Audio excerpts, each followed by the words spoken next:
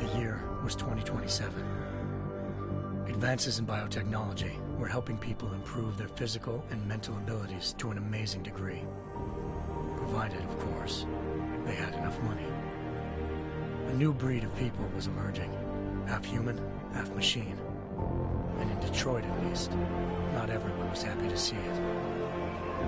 I'd just landed a job as head of security at Sarif Industries, a cutting-edge biotech firm. David Sarif himself handpicked me for the job, said he needed me to keep his people safe. My ex, Megan Reed, was one of them. Brilliant neuroscientist, Megan had found a way to make augmentation safe and affordable for everyone. All she had to do was present her research to Congress. But the night before her big meeting, my security Black-Op mercenaries stormed into Sarif headquarters, massacring everyone in sight. 3 of the mercs were heavily augmented walking tanks. Their mission? Take out Megan and her team. I tried to stop them, but their leader tossed me through a plate glass wall. Last thing I heard as his bullets slammed into my brain was Megan's dying scream. I should have died with her.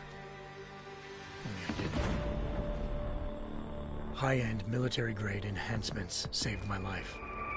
The best augmentation Sarif's money could buy. It took me half a year to get a feel for her. Should have taken longer. But 6 months into my recovery, Sarif Industries was attacked again. This time, by a radical group of pro-human purists. Violent, militant, and fanatically opposed to human augmentation. They claimed to be members of Humanity Front, a non-profit organization that wanted the UN to limit biotechnology research. The thugs broke into Sarif's factory and found machinists working overtime on a top-secret military augment. Sarif sent me to retrieve it, and when I did, I found one of the so-called purists next to it, wired with cerebral implants, trying to download its classified specs. Obviously, something more was going on. The AUG killed himself before I could question him. Sarif ordered me to dig deeper, so with the help of Frank Pritchard, Sarif's head of cybersecurity, I did. Turns out a second hacker had been controlling the AUG's actions from somewhere off-site. Pritchard and I tracked his signal to a secret FEMA internment camp in Detroit. The Black-Op mercenaries were there. The same mercs who'd left me for dead 6 months before. Figured they'd try again when they saw me. It wasn't so easy for them this time. I took out the tank named Barrett, even got him to give me a new lead. A penthouse apartment in China. Of course, we both knew it would be a trap in the end.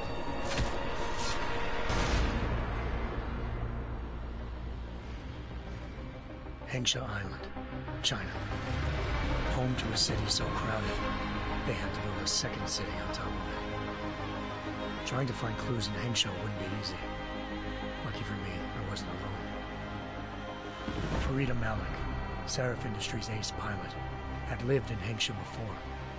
A good person to have on your side. She knew enough about the place to get me around. Malik dropped me in the lower city, close to the penthouse Barrett had told me about. Bell Tower Associates, a private security firm under contract to the Chinese government, had agents tossing the suite when I arrived. Just not for the reason I'd been expecting. Turns out the man who lived there was a criminal hacker named Van Bruggen. The same hacker who'd been remotely controlling the AUG in Sarif's factory. Van Bruggen's panicked decision to force the man to commit suicide had been a mistake. Now his mercenary partners were gunning for him, and I needed to find him before they did. Locating Van Bruggen meant playing nice with the Triads, Hengsha's organized crime lords. They had the hacker holed up inside a low-rent capsule hotel. By the time I found him, Van Bruggen had no qualms giving up the woman who hired him. Zhao Yunru, president of the Taiyang Medical Corporation. According to Van Bruggen, Zhao wanted to monopolize the augmentation industry and had hired Black-Op mercenaries to destabilize her competition. Sarif Industries was at the top of her list. To prove this, I needed to get inside TYM and grab a surveillance hologram off a server. I suspected Van Bruggen was hiding something when he told me this, but nothing could have been I saw. Megan wasn't dead. Kidnapped. Spirited away somewhere while their kidnappers made it look like they were dead. Desperate to learn more, I confronted Zhao in her penthouse. She claimed to be a pawn in a bigger plan, and hinted at a group so powerful it controlled global interests at a whim. Then she slipped into a panic room with the alarm, forcing me to make a very quick exit. I figured Zhao was all of them to have subdermal locator devices surgically implanted. The GPLs would have been broadcasting the day of the attack. But Zhao said a single call to Picus, the world's leader in global 24-hour satellite news, had turned those signals off. I needed to fly to Picus headquarters in Montreal if I wanted to learn more.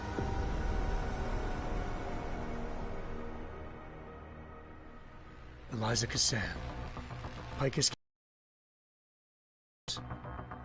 Malik thought I was reaching when I told her Eliza was involved in this. The world's most famous news anchor, working with a mercenary hit squad. But when I confronted Cassan in her office, she freely admitted to jamming Detroit's satellites the night Megan's team had been taken. Said she's just been following her commands. I suspected she wanted to say more. But Black Op mercenaries showed up looking to shut us both down. And just like that, the Eliza I'd been talking to disappeared. The Mercs were led by an augmented killer I'd crossed paths with twice before, Fedorova, a woman who'd made silence her best friend. She waited for me to track Eliza's transmission to a secret server room underneath the Picus complex, then jumped me from behind. A deadly fight ensued. I made sure she never moved silently again. With Fedorova down and no one left to keep Eliza quiet, she reappeared. Turns out Picus's first lady of news wasn't a lady at all. She was a sophisticated AI program, engineered to monitor data streams and control what people believed. Eliza told me the Merc's Vanity Front doctor, named Isaiah Sandoval, to remove the scientist's implanted tracking devices while Detroit's satellites were down. She also told me to speak to David Sarif if I wanted to. Riots were breaking out in several cities, and the UN was being urged to intervene. Sarif was trying hard to convince Hugh Darrow, the inventor turned philanthropist who'd once been a leading proponent of enhancement technologies, to help stop a possible regulatory vote. Sarif had a lot riding on Darrow.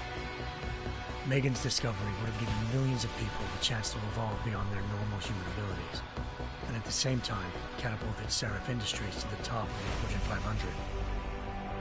According to Sarif, Megan's kidnappers knew this, and didn't want people evolving unless they controlled how it was done. He called his enemies Illuminati, and urged me to keep searching. Determined to do so, I tracked down Sandoval via America's most outspoken augmentation opponent, Bill Taggart, Sandoval's boss and founder of Humanity Front. Sandoval admitted to operating on Megan's team when I confronted him, but said he hadn't removed their GPLs. He'd merely switched them to a different frequency. Pritchard was able to trace one of the signals to China. Malik and I immediately took off in pursuit. Unfortunately, the Illuminati were one step ahead.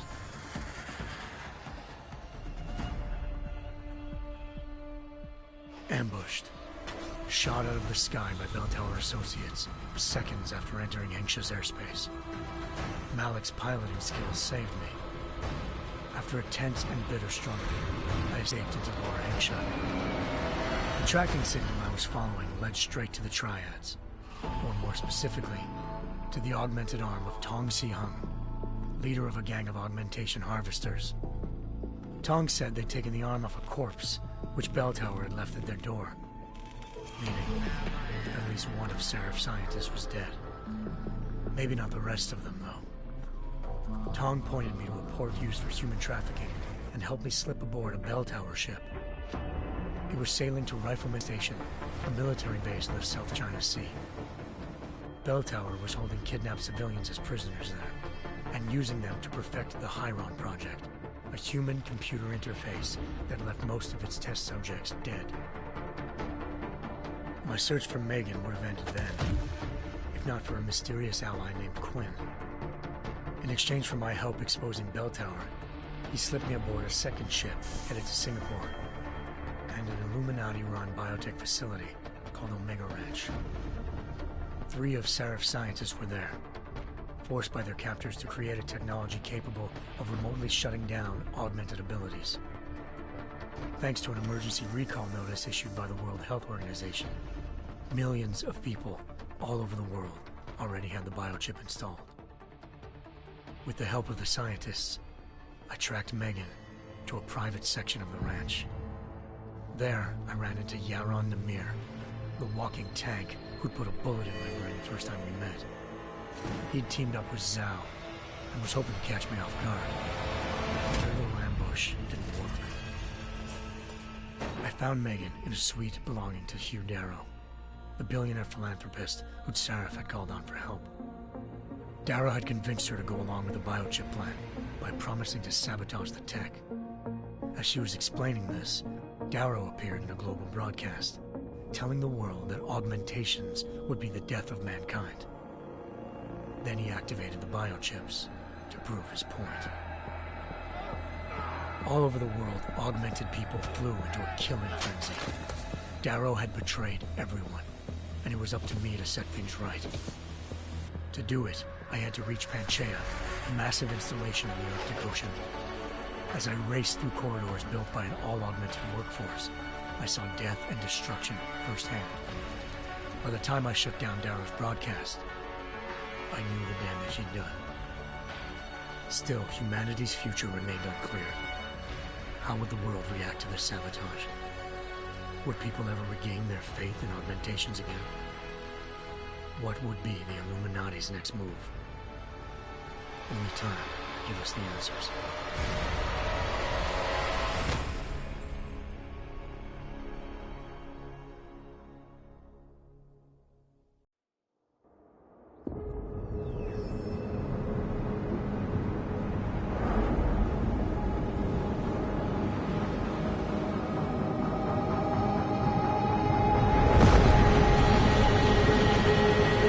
I once thought I could save the world.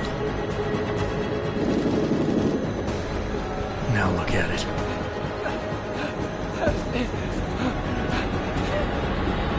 In yet another augmented terror attack, 251 passengers aboard Sister Airlines Flight 451 were killed when an augmented passenger broke into the plane's cockpit and ruthlessly butchered its flight crew.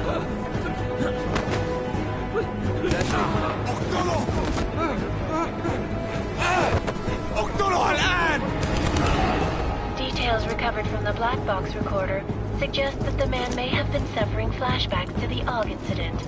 That horrible day 2 years ago when augmented people all over the world flew into a psychotic killing spree, causing the greatest loss of life in recent history. Sometimes, you just have to let go and embrace what you've become. No, sir. No reason to assume you would. Good. Because you are the only augmented operative on this team, and I intend to make good use of you. Listen up, all of you. We got a sandstorm barreling down our arse and we can't afford to make mistakes. We're going after this man, an arms dealer named Shepard. He's ex-Bell Tower, one of the Special Forces commanders who disappeared during the incident.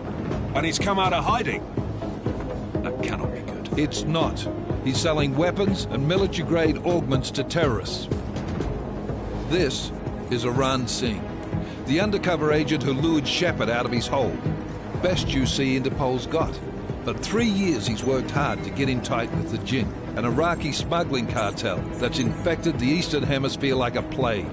Last week, our arms dealer sent a message to the Jinn, offering to sell them a shitload of black market merchandise dirt cheap. They told Singh to handle the buy. They're not gonna like it when Interpol disrupts their party. Singh's cover really that good? It is right now. We need to keep it that way. This is where the deal's going down. A half-finished high-rise hotel that's been abandoned ever since the incident. It's not a pretty picture inside. Let me guess. Most of the laborers were augmented with heavy-duty industrial rigs. So when the incident hit, and they all went schizo, things got gruesome real fast. And no one, except for some homeless junkies, have been inside the place ever since. So what's the plan, Director?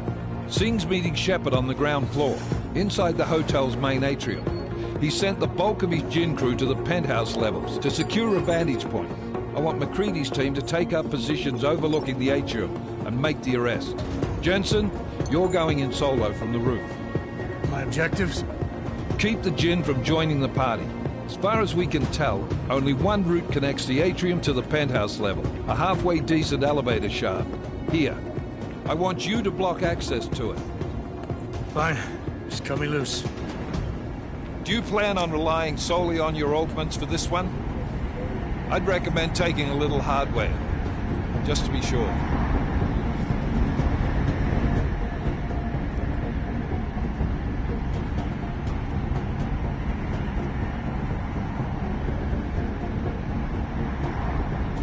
We've got a UC in there. Might be easier to maintain his cover if he's not the only one still breathing when this is done. Smart thinking. Yeah, but if anything does happen to him, you'll be telling his wife. After you get out of the hospital, of course. What about range?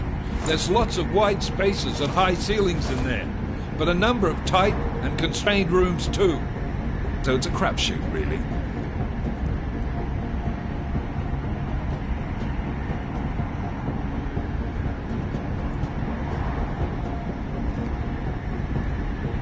Well, I'm not looking to play dice with anyone in there. Give me something with distance. Your call.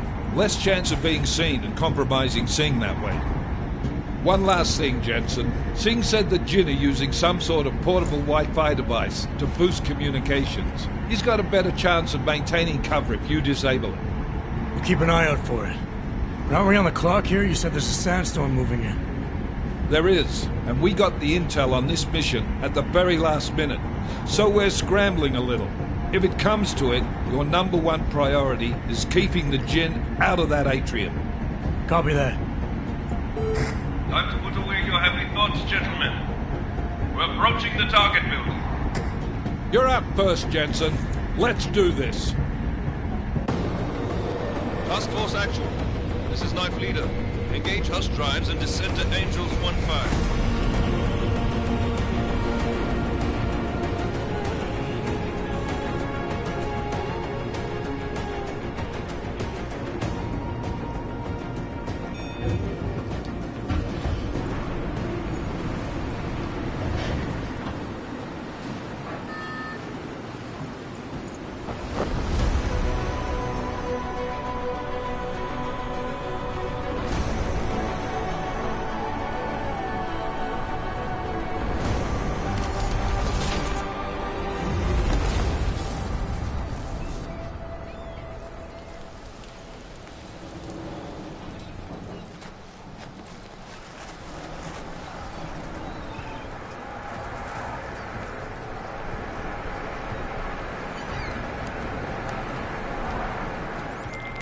Team leader, this is Jensen. I'm on the roof.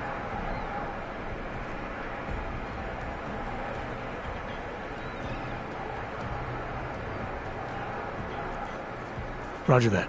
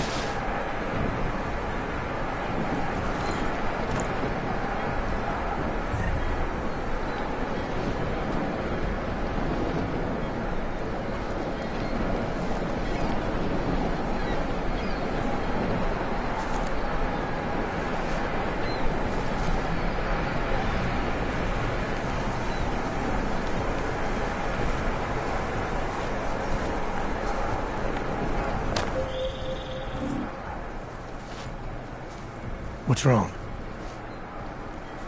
You should enjoy it, McCready. They have colors and shapes. Just remember, red means bad.